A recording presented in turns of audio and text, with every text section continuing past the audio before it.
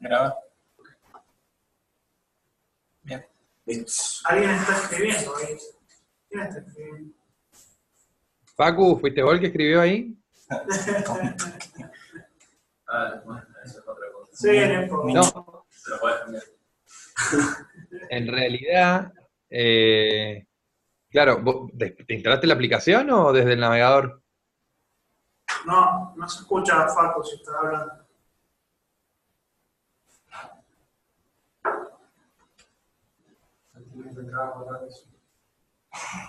¿Él lo tiene que borrar? Si él lo escribió, lo borro. Acá estoy. Facu, Ahí lo borro. ok, Tenés que borrarlo vos. no lo podemos borrar desde acá.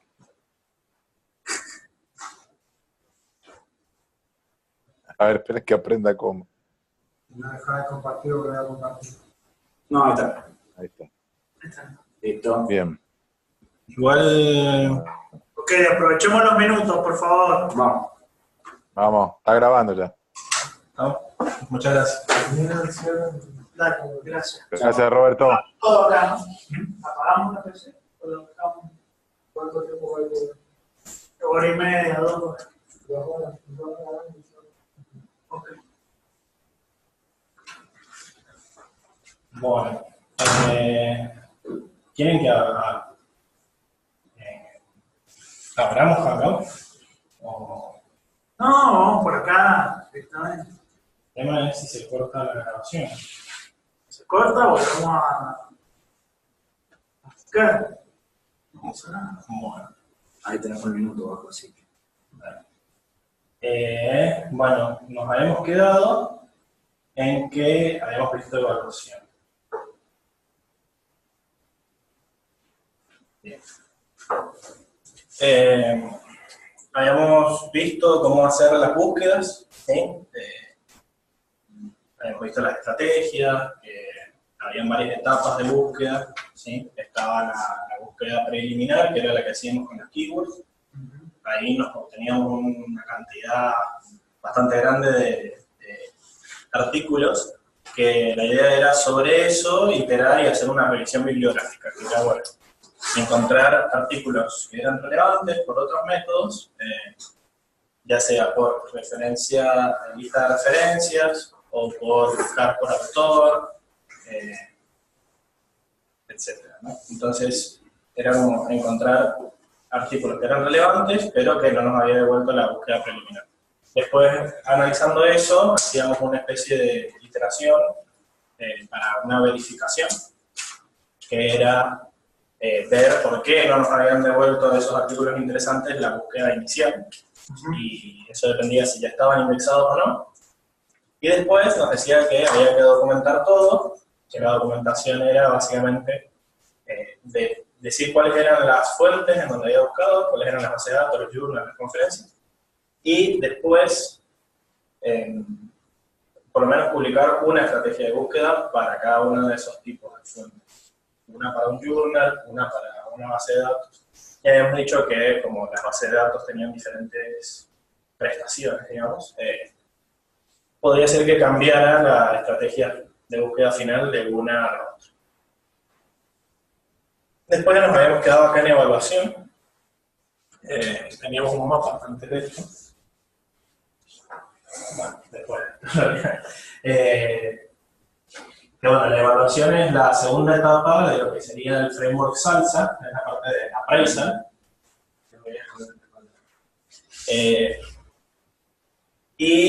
Lo que tratábamos de hacer era, bueno, acá vamos a primero identificar, íbamos a ver, criterios de inclusión y exclusión, que era para decir cuáles eran los que valía la pena leer. Después íbamos a ver las componentes principales de la evaluación de calidad, que eso ya era sobre las cuestiones intrínsecas del estudio. Una vez que yo había dicho esto lo voy a leer, una vez que lo leo, evalúo la calidad. Y no habíamos llegado a ver las checklists, que es con lo que termina haciéndose la calidad. Bueno, esto lo habíamos visto. La aplicabilidad era qué tanto tiene que ver con lo que yo estoy queriendo investigar.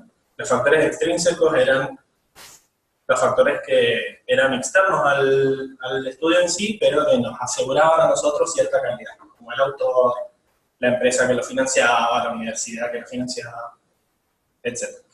Y los factores intrínsecos, que eran los factores que eran propios del estudio, como el diseño que se había utilizado, si era adecuado para la pregunta, qué tan buena era la muestra, los métodos. Y habíamos visto que lo que nos decía la evaluación de calidad era ignorar los factores extrínsecos, tratar de ser lo más objetivo posible. Toda la parte de aplicabilidad lo íbamos a utilizar para crear criterios de inclusión o exclusión, y los factores intrínsecos eran los que al final iban a dar la evaluación de calidad propiamente dicha. Habíamos visto un par de criterios de inclusión y exclusión que, bueno, básicamente se sacaban de la pregunta de investigación, ¿sí? Del qué, el quién y el cómo que nos decía la pregunta, de ahí sacábamos los criterios que iban a decidir cuáles íbamos a leer o no. Entonces teníamos el ejemplo este del alcoholismo en los menores, y nos dijimos, bueno, solo vamos a tener en cuenta los estudios que sean de sujetos en edad escolar, que se consuma alguna bebida alcohólica y que se describan las implicaciones sociales o económicas. Si hay alguno que no cumple esos tres, lo descartamos. Y armamos una especie de diagrama de flujo de inclusiones, en donde lo que se nos sugería era que decir, bueno, de todo lo que nos devolvió la búsqueda, en todas sus etapas, leer todos los títulos y en base a eso decir, estos todavía siguen, estos los sacamos porque no tienen nada que ver con los criterios de inclusión que determinan. Después seguir con el abstract y seguir extrayendo, y después de haber leído todo el texto completo de lo que me quedaba, podía llegar a excluir alguno más, pero ya a ese nivel iba a tener que dar una explicación de por qué no lo había incluido, y eso generalmente vamos a ver que es un apéndice de la revisión final. Como, bueno, el usuario a la hora de hacer lo mismo que yo, a la hora de replicar la review, va a leer el título, va a leer el abstract y va a decir, va a leer el título, va a leer el abstract y va a decir, bueno, esto por qué no lo incluyeron. Entonces ahí tenemos que justificarlo en algún documento, que ya lo vamos a ver. Y en base al grado de profundidad con el que teníamos la evaluación, habíamos definido 3 tipos de revisión. Con esto estuvimos hablando un rato largo, que era la revisión de alcance, que básicamente era para definir cuánto hay, casi no se hace nada de evaluación, básicamente es para evitar duplicación y para ampliar o refinar el alcance, porque si yo hago un alcance muy amplio y me devuelve 10.000 papers, no voy a poder procesar todos y quizás no estoy contestando nada. Entonces, en base a lo que me va devolviendo la búsqueda en sí, puedo ir refinando el alcance, haciéndolo más chico o haciéndolo más grande, con los operadores booleanos y todas las estrategias que vimos en la clase. Después la otra era la revisión de mapeo, donde decíamos, tratábamos de encontrar huecos, ¿sí? En la literatura. Entonces, encontramos algo que no se había explorado lo suficiente y proponíamos que alguien hiciera una investigación al respecto. Pero acá, en esta revisión de mapeo, sí se hacen revisiones de las características del diseño, el país, la población, etc. Es decir, ahora ya se hace una evaluación de calidad sobre lo que hay, porque quizás un hueco no implica una población nueva, sino decir, bueno, se ha estudiado esto, pero se lo ha hecho con este tipo de estudio. Quizás una alternativa sería usar este otro tipo de estudio que no se ha visto mucho. Entonces, para hacer eso hay que leer el texto completo, no solamente las características que nos nombran en el abstract, en el título, y quizás variar solo el diseño del estudio ya hace que sea suficiente para generar algo novedoso. Y por último, la revisión sistemática, que es lo que en realidad estamos haciendo en el seminario este, estamos explicando hacer revisiones sistemáticas, que, bueno, también hacen esta evaluación de las características como la calidad propiamente dicha del artículo, pero también se tratan de asegurar la generalizabilidad, que era, bueno, esto funciona acá, vamos a ver si cambiando el contexto funciona, en base a lo que hay en la literatura. ¿Se ve que esto es generalizable o no? Y, por último, describir la calidad del diseño y la ejecución del mismo. Voy rápido porque esto es un repaso. Esto también lo habíamos visto, pero nos habíamos quedado acá. Era, bueno, una vez que ya incluimos todos los estudios, tenemos una cantidad de estudios incluidos y tenemos que leer el texto, y empezar a clasificar su calidad de acuerdo a si es bueno, malo o medio. Todos los estudios van a tener debilidades, que es lo que dice acá, pero lo que hay que hacer es no descartarlo por eso, sino tratar de identificar ese defecto que tanto impacta en la calidad final del estudio y en extensión por transitividad, digamos, a mis conclusiones de la revisión. Si de los 70 estudios que quedaron al final, 50 están mal hechos, las conclusiones que saco no están hechas. No son válidas, digamos. Si podemos examinar la investigación, podemos mejorar el diseño y la realización, por lo que dice acá. Entonces, lo que decía, quizás la conclusión es que no se ha investigado esto bien. Podríamos hacerlo bien haciendo tal cosa. ¿Esto sigue escribiendo? No, pasa. Pero lo tengo raro.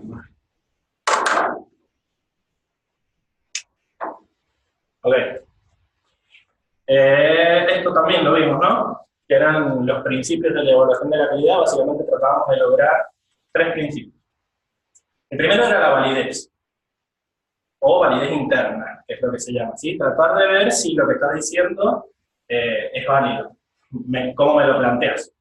Es decir, si hay sesgo o no, y si estás teniendo en cuenta los grados de confusión. Lo que habíamos visto del sesgo era que era cualquier cosa que erróneamente me llevaba a concluir algo. O sea, como que es un factor que influye a que yo concluya algo que no es cierto. El sesgo puede estar dentro de la selección de los sujetos a analizar, dentro de la medición de los resultados o de cómo yo analizo los datos.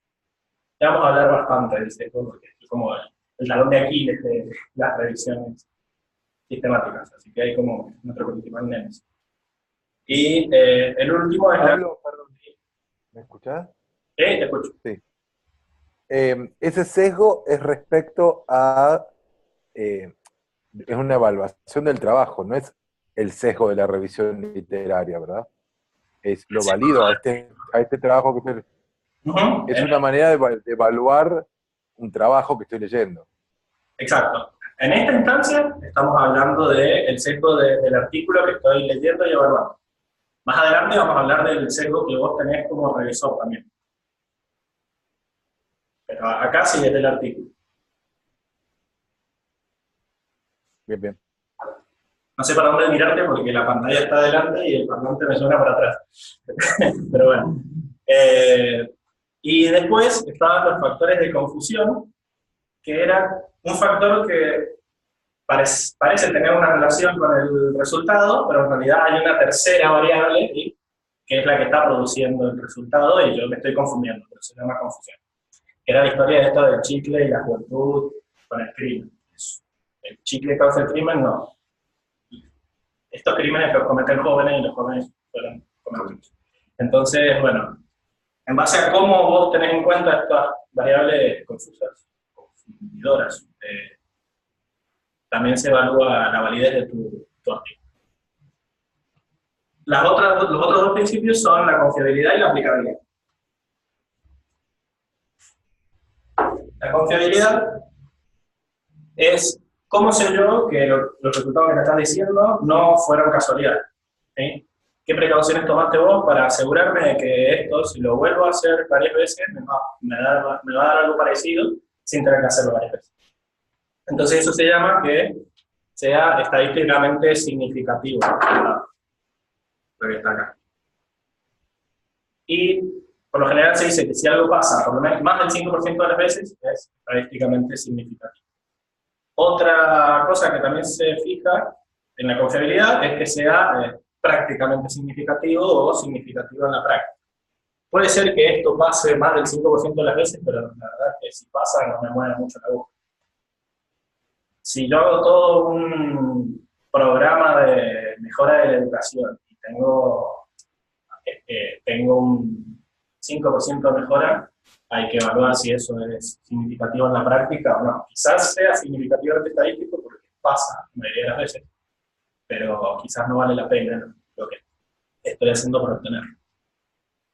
Y, por último, la aplicabilidad, que es ver, es más o menos lo que expliqué recién, ver si en mi contexto en particular va a funcionar esta intervención que se describe en tantos estudios. ¿Sí? ¿Hay algo en los contextos que se vio en el estudio que hace que solo funcione ahí o es perfectamente aplicable? Eso es algo que tengo que evaluar si me lo dice el estudio o no. ¿Bien? Así que... ¿puedo soltar? Sí, perdón, un comentario, pues, de la aplicabilidad. Sí. De que en el caso en que, digamos, yo trato de compararlo a los literature review, los tipos de literature review que hemos venido haciendo, ¿no? Sí. Últimamente, o que son, che, tengo una idea, quiero implementarla y validarla y publicarla, pero quiero ver si alguien lo hizo y bueno, y después también cuando escribo el paper quiero contrastar lo que yo hice con lo que otros hicieron, ¿no es cierto? Entonces, en ese caso, la aplicabilidad, eso es la generalización, claro, es que uno tiene, o sea, es la propuesta de uno, vendría a ser. Nosotros vamos a hacer este aporte, ¿sí? Ese paper que estoy leyendo, ¿aplica para el caso de uso que yo estoy queriendo resolver con mi paper? ¿Sería algo así? Sí, sí, es eso. Por ejemplo, podríamos hacer. Lo que pasa es que como acá también tiene en cuenta muchas otras causas en literature review, hay veces que esto lo que quiero es para generar una ley o tratar de aplicar una política de gobierno. Entonces, en esos casos, la aplicabilidad a tu contexto es muy importante. Entonces, sería más o menos lo mismo, es ver cosas que funcionaron en otro contexto, ver si van a funcionar en mi contexto con todas las características culturales, geográficas del mismo. Pero sí, es lo mismo. Perfecto. Bien. Dale. Una de las características a evaluar era el diseño del estudio, así que el libro se toma un par de páginas en definir los distintos diseños de estudio que hay, y bueno, vamos a pasar rápido por acá, pero es para ver, tratar de evaluar si el estudio que eligió el autor del artículo, el paper, era correcto o podría haber elegido algo mejor en base a la pregunta que tenía. Y los estudios básicamente se separan en dos: los estudios descriptivos y los estudios analíticos. Básicamente, los estudios descriptivos tratan de describir la realidad, contar qué está pasando, y los analíticos tratan de medir eso que está pasando y obtener, básicamente, mediciones y números en base a lo que está pasando, la intervención o la exposición que se está analizando. Y dentro de los analíticos tenemos los experimentales y los no experimentales. Los experimentales son los que llevan adelante una intervención. Hay una población y hacen algo a ver cómo esa población reacciona ante este programa que se propone. En cambio, el no experimental es algo que se da naturalmente, una exposición, y miden cómo esa población reacciona naturalmente a algo que ya está siendo sometido. ¿Sí? No es que yo voy y someto a la población a eso, sino que quizás tengo dos poblaciones diferentes, una está expuesta a algo y la otra no. Claro, mido sus diferencias y trato de encontrar causas y consecuencias. Che, cuando termines, Pablo, de esta sección, Sí. te sugiero, vos manejás los tiempos y fíjate si vale la pena o no, si puede meterse o no, 5 minutos de paréntesis o 3 minutos de paréntesis, para que entre todos podamos ubicar a lo que nosotros hacemos en ese lugar, en ese esquema. Porque nosotros tenemos algo que por ahí marea un poquito, ¿sí? Y es que, bueno, como trabajamos en computadoras, pareciera que no somos ajenos a todo esto. Bien. Puede haber una confusión al respecto. No, nosotros no somos ni experimentales ni no experimentales porque no trabajamos sobre la realidad. ¿No es cierto? Bueno, ver rápidamente cuáles son típicamente nuestros sujetos o cuál es nuestra población de estudio típica, o tratar de generalizarla para todos nuestros casos, y bueno, y ver qué tipo de estudio hacemos. Descriptivo, experimental y no experimental, y bueno. Okay. Así como no sé si tomar un paper que conozcamos todos, por ejemplo. Sí. Perdón, justamente yo estuve haciendo un ejercicio con Pablo, digamos, para Literature Review, difiriendo las preguntas de investigación, y surgió una duda, que bueno, ahí la estamos iterando, pero por ahí si tenemos unos minutos la podemos discutir acá entre todos, respecto a quiénes son los individuos, ¿no? ¿Cuál es el quién? Sí. ¿O quiénes son los quién? Ujú. Pero bueno, lo charlamos en un ratito, creo que está relacionada a esto que propones vos. Perfecto. Sí, me parece bien. Continuamos. Entonces, la primera, vamos a ver características del diseño del estudio y vamos a ver qué tipos de estudios ya predeterminados le aplican o no. Entonces, la primera característica es que podemos elegir hacer un estudio transversal o longitudinal. Básicamente, el estudio longitudinal mide algo a lo largo del tiempo, ¿sí? Elige algo que medir y lo va registrando a lo largo del tiempo, y la ventaja que tiene es que sirve para determinar relaciones de causa y efecto. Es decir, si yo veo que algo varía, fue porque, bueno, puedo determinar que algo pasó en ese año o fue una suma de causas. Lo otro que puedo hacer es un diseño transversal, que es, dado un tiempo específico, trato de abarcar lo más que pueda en medir ese tiempo en particular. Entonces, por ejemplo, este lo que tiene es que quizá es más barata para empezar, y es ideal para determinar con precisión el predominio de un sector. Es decir, actualmente, ¿cómo se reparten las causas de esa medición? ¿O quién tiene más poder sobre otro? Si tengo pocos recursos, a veces quizás conviene enfocarse en hacer un estudio transversal que gastarme en medir algo a lo largo del tiempo. Entonces va a depender de lo que quiera hacer o no. Las encuestas son ejemplos de estudios que tienen una característica transversal. Tratan de encontrar la mayor cantidad de datos, pero solo sirve en este momento.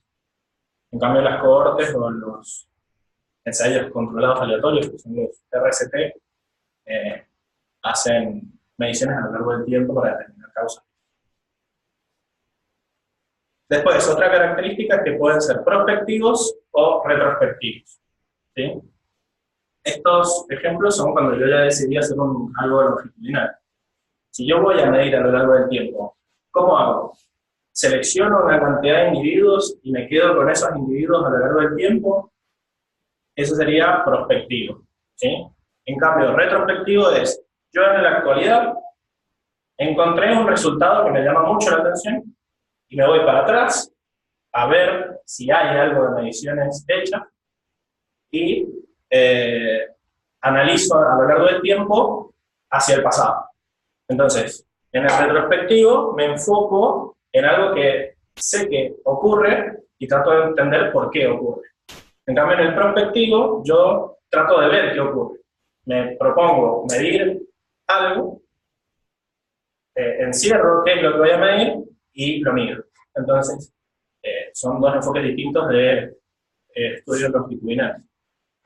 Las ventajas es que, bueno, el retrospectivo es útil cuando un resultado no es frecuente, ¿sí? Quizás si hago prospectivo, agarro una cantidad de individuos que hacen que nunca se dé el resultado que yo estoy buscando. Entonces, cuando encuentro que un resultado se da, me conviene hacer retrospectivo para tratar de ver por qué se dio. En cambio, el otro puede descubrir asociaciones o resultados imprevistos. Es decir, bueno, quizás no estaba lo que yo estaba buscando, que no era frecuente, pero surgió algo que de casualidad dio cuando yo seleccioné este conjunto de grupos que, si hubiera hecho retrospectivo, no lo hubiera encontrado nunca porque tengo que conocer el resultado antes. Y otra ventaja de que en realidad es una desventaja de es que el prospectivo es robusto al sesgo de recuerdos. El sesgo de recuerdo es cuando yo le pido a alguien que se acuerde de lo que pasó y confío ciegamente en que esa persona se acuerde. Un ejemplo que daba el libro era, por ejemplo, ver si los niños menores de 10 años, con él, aprendían mejor matemáticas jugando. Entonces, la profesora les había tomado un examen, es un ejemplo muy burdo, pero para que se entienda. Les había tomado un examen y después los deja jugar 2 horas jueguitos de matemáticas en la computadora y después le vuelve a tomar el mismo examen y compara los resultados. Pero como no midió los resultados de ella, se tenían que acordar los chicos cuando se habían sacado. Entonces, si quizás alguno se acordaba, o quizás alguno mentía para salir mejor, no sé. Entonces, ese es el sesgo de recuerdo. Cuando yo no sé que debería haber medido algo y no lo mido, Después, cuando quiero hacer retrospectiva, quizás está mal medido o no está medido y tengo que apelar al recuerdo del individuo, y bueno, eso puede estar sesgado. Ese en el caso que no registrés, digamos, ese tipo de... Y claro, pero como en el retrospectivo vos no sabés lo que vas a necesitar. la forma de que esté registrado. Y no me puedo estar para atrás. Puede ser que esté registrado y ahí no dice todo el recuerdo, pero si no está registrado, ¿qué haces? Preguntás a todo el Claro. 70 como ¿Qué pasó ese día? Claro. Depende de la memoria ajena. Esos son estos dos tipos de... bien. La otra es cómo hago el muestreo. Tengo muestreo aleatorio y muestreo no aleatorio. Acá todas las ventajas se las lleva el aleatorio. El no aleatorio se usa cuando no se puede usar aleatorio, básicamente. El muestreo aleatorio básicamente es elegir al azar los individuos de mi estudio. Así está totalmente libre de sesgo de selección, que es lo que dicen acá. En este mismo ejemplo de la profesora que llevaba a los chicos a la sala de computación, el ejercicio no sirve de nada si yo eso lo hago, el participar en el estudio es un premio a los que se portaron bien. Entonces, de todos mis alumnos, los 10 que se portaron bien van a ir a hacer el estudio. Pero ya está sesgado eso, porque generalmente los que se portan bien son los que mejor que van a la escuela, entonces quizás no son los que más se beneficiarían de tu estudio. Si yo hubiera seleccionado al azar, sería más válido lo que estoy haciendo. Y al hacer un muestreo aleatorio, permite el balanceo de los factores de la confusión, que era lo que veríamos más. Si yo solo veo que mis individuos, todos los que comen chicle son jóvenes, si yo no agarro jóvenes que no comen chicle, se va a ver mucho más ese factor de confusión. En cambio, si yo lo selecciono aleatoriamente, van a ver jóvenes que no comen chicle y no voy a encontrar no me va a confundir esa variable externa que nada me veo. Entonces, lo ideal es siempre hacer muestreos aleatorios. Esto con respecto a la población. Ajá, a los individuos de la población. Si hacemos un muestreo aleatorio, el libro menciona algo de que hay casos en los que no puedes hacer aleatorio. Sería algo así. O sea, tenés que demostrar que es aleatorio lo que acabas de hacer. Bueno, yo lo que voy a hacer es ver si las personas se curan con el hipo o no, asustándolos. Sí. Y lo voy a hacer con gente al azar. Y voy y asusto a una persona que tiene problemas cardíacos y la mato. Entonces, hay lugares hay momentos en que no es ético o no es posible hacer muestreo aleatorio. Okay. Y ese es el único momento. De alguna forma tenés que restringir la población. Sí. Porque queda otra. Yo tengo que preguntarle a la persona si tiene un problema cardíaco antes de asustarlo. Sí. Y eso va a sesgar mi selección. Pero bueno, bien. Acá dice que quedan 10 minutos de grabación. 10 minutos. ¿Seguimos? ¿O frenamos y llamamos de vuelta? Porque te avisan estos 10 minutos. No, sí. Seguimos. Acá, sí. Es que no sé si me va a avisar cuando se corte. Bueno, sería normal. Acá me figura grabando. ¿Cómo? Acá me figura bien clarito, grabando. Así que supongo que me va a avisar también. Bien. Como que yo como usuario me está diciendo, mirá, ojo que se está grabando, ¿no? O sea, está bien fuerte el aviso. Genial. Bueno, avísame si te corta. Bien, y el otro diseño, la otra característica es si el estudio es a ciegas o es abierto.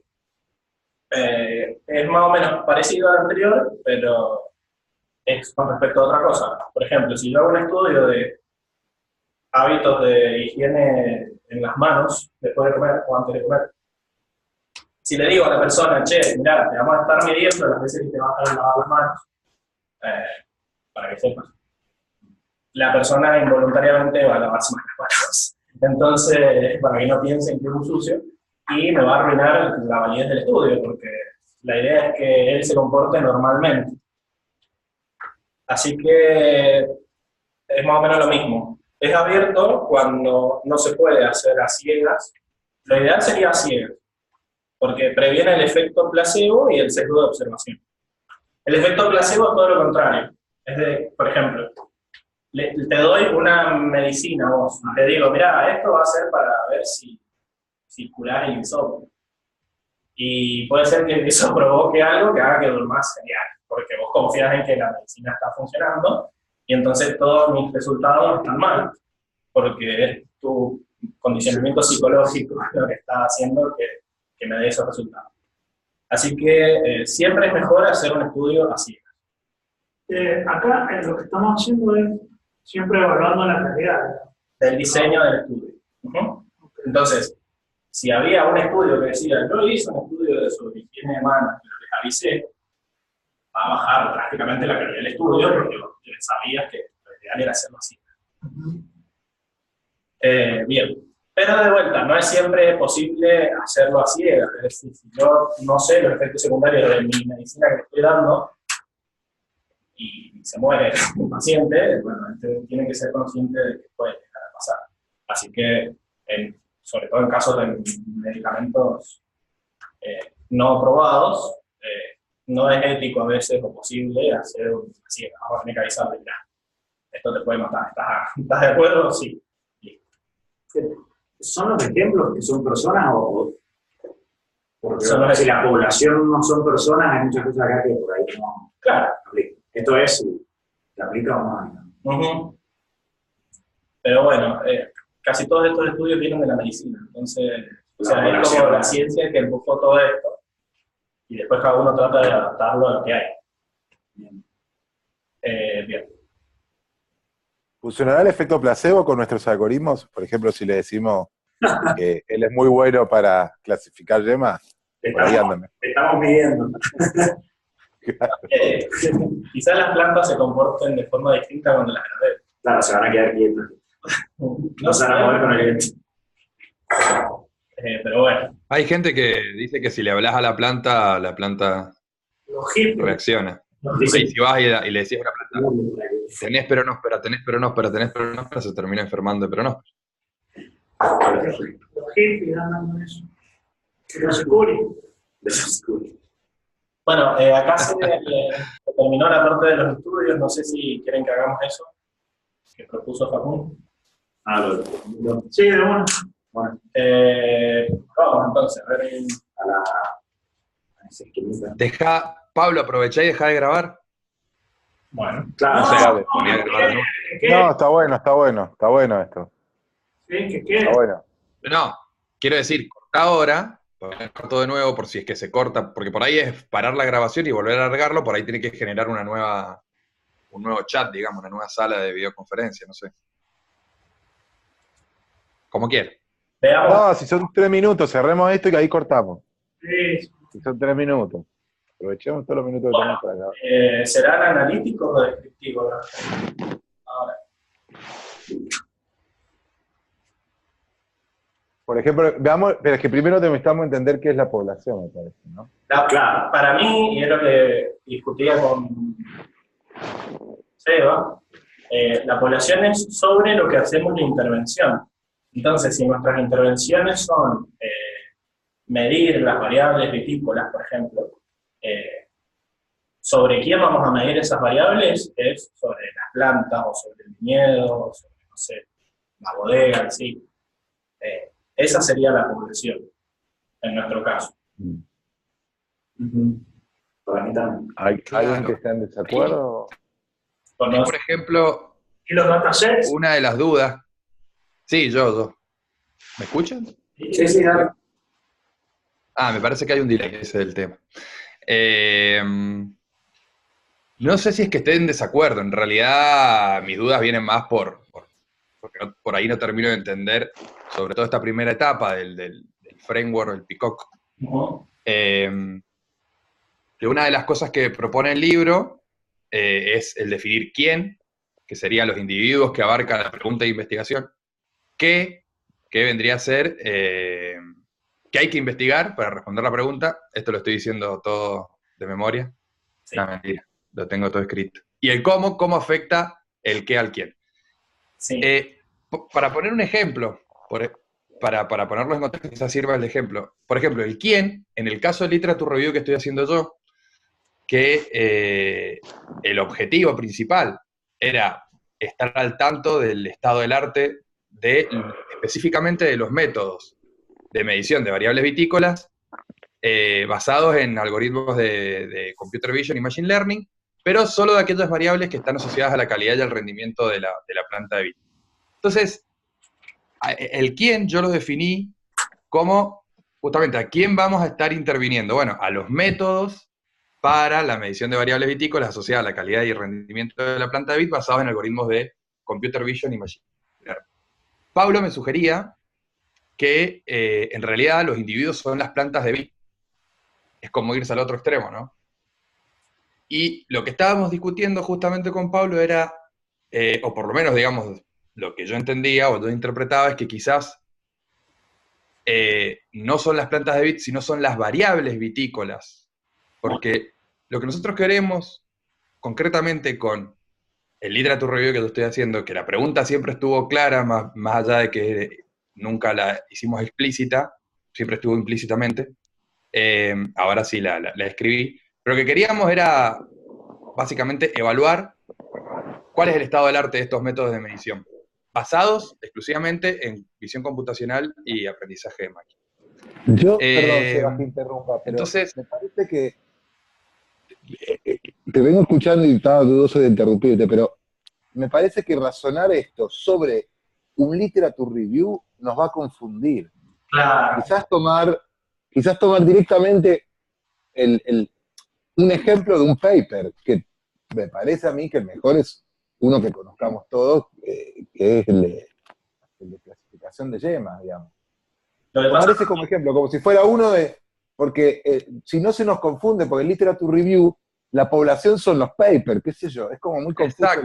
Claro. Se torna confuso la jerga. Yo pondría el foco en un paper, en una investigación nuestra. Claro, porque también eso era lo que quería explicarle a todo lo que es el framework Peacock y la pregunta de investigación. Está bien, es lo que va a tratar de responder la review, pero en realidad uno se lo tiene que preguntar al estudio, al paper. Por eso es que la población son las plantas. Porque si el estudio habla sobre animales, sobre medición de variables, o medición, poner que la variable que queremos medir es la altura de la planta, ¿no? Si el paper habla sobre altura de animales, no me va a servir porque no es la población